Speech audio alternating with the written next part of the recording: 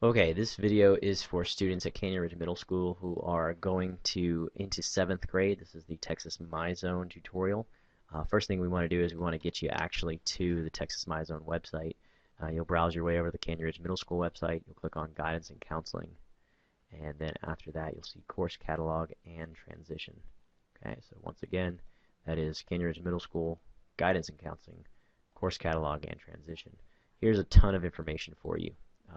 We're not going to necessarily open the course catalog or the applications, but they're all right here. And this is where you go grade 6 to grade 7 because that's your transition year.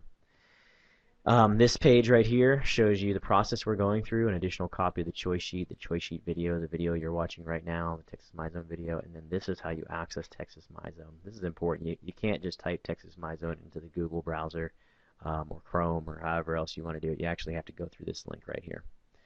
So we click on that link and we're brought to the login screen, and you'll notice that you enter in your student's ID number followed by their birth date, which is the 2-digit month, 2-digit day, 4-digit year, followed by their last 4 digits of their social.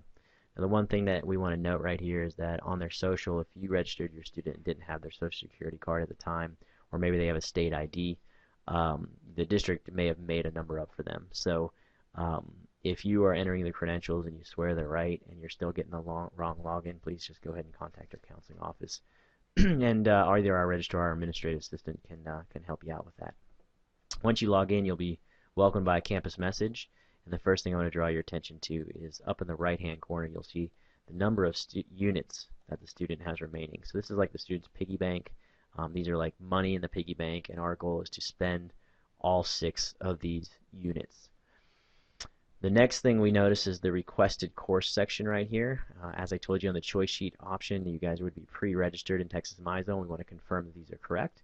So I look at this, and this is a student who's in on-level math in the 6th grade, so they're in on-level math in the 7th grade. If the student had been in PACE math in the 6th grade, they would have been, you'd have seen PACE math here.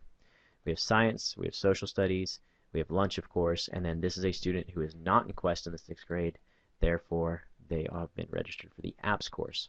Now, again, this is not to say that you cannot get into Quest and that you cannot test in the pre-AP, the PACE math course, but we're just doing this based on where you sit now after you go through those procedures at the end of the school year over the summer, and if you're successful, we'll make that change at that time.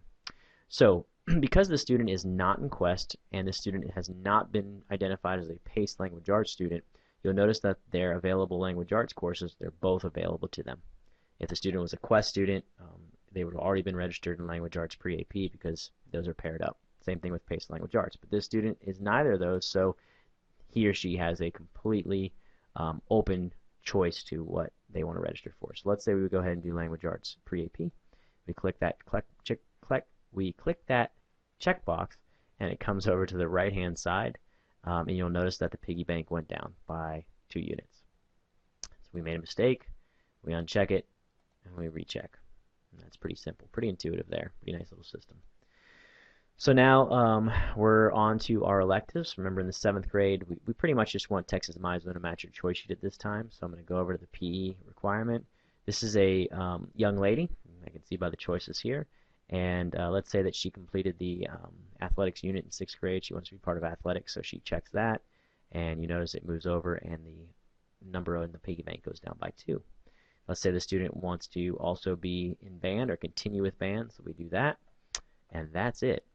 Down to 0, piggy bank matches, choice sheet matches, we hit submit, and that'll do it. Let's say, for instance, that the student wasn't in band and they want to do semester-long courses. So you'll notice they do a theater arts. Well, since that's a semester-long course, it only goes down by 1, and now we do art, which let's say that's what they want to do. That goes down by another 1, and we have 0. So all the courses that are on your choice sheet are in here. It's just a matter of clicking through and finding them all. And once you're done, you would hit submit. Obviously, for this student, I'm not going to hit submit because I don't want to do that for them.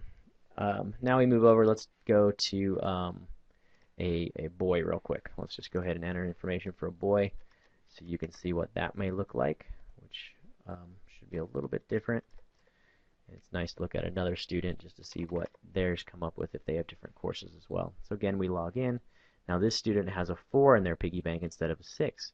The reason being, I look at the requested courses and there it is. The student has already been registered for language arts Why has the student already been registered for language arts? Because they're in Quest. Currently sitting in 6th grade Quest, rolled up to 7th grade Quest. Currently sitting in 6th grade PACE Math, rolled up into 7th grade PACE Math. So now for this student, it's just a matter of picking their electives. So we go over to the PE course. Let's say the student wants to play football. We put a check mark there. That's it. Let's say the student doesn't want to play football. We put a check mark there. That's it.